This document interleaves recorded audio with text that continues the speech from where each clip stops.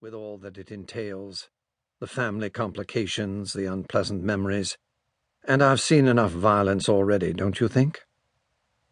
I don't know, have you? You tell me so little about your past, even now.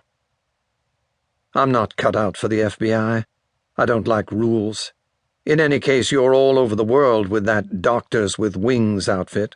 We can live anywhere as long as it's close to an international airport.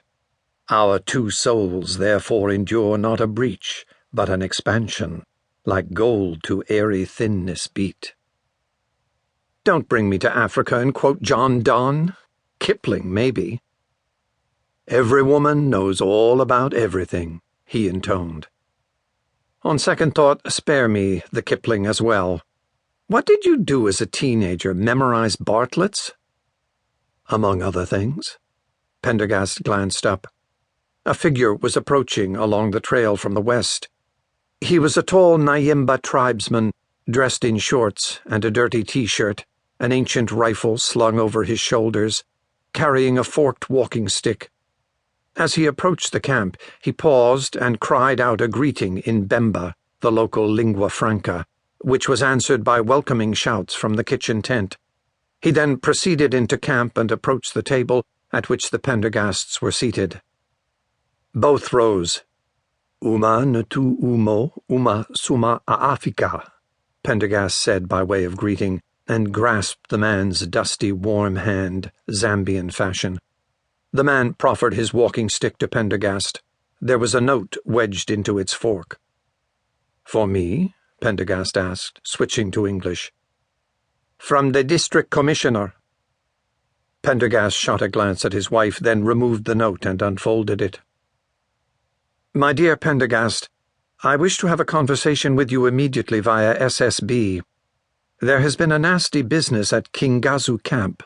Very nasty. Alistair Woking, D.C., South Luanga. A P.S.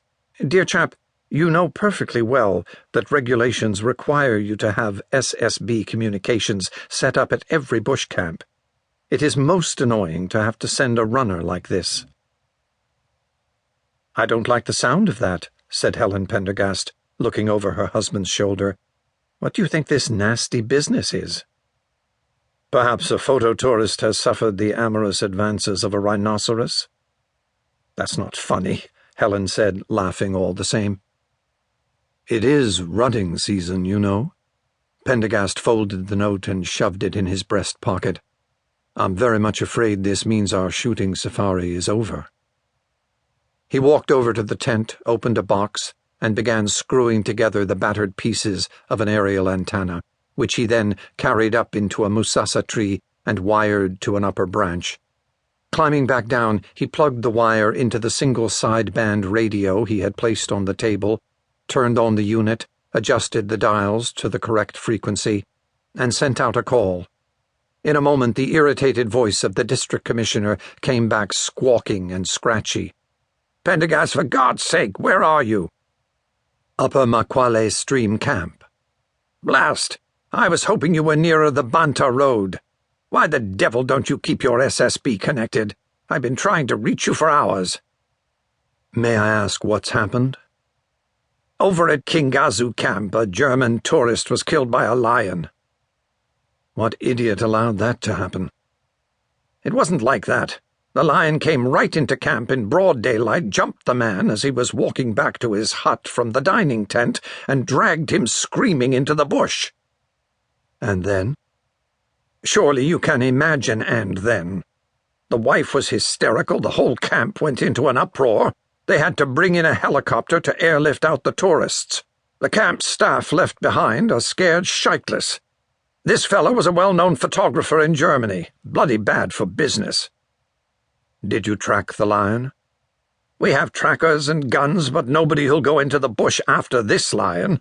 Nobody with the experience or the bollocks. That's why we need you, Pendergast.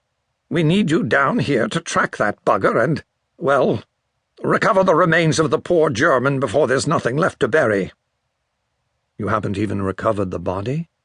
Nobody will go out there after the bloody thing. You know what Kingazu Camp is like. All the dense brush that's come up because of the elephant poaching.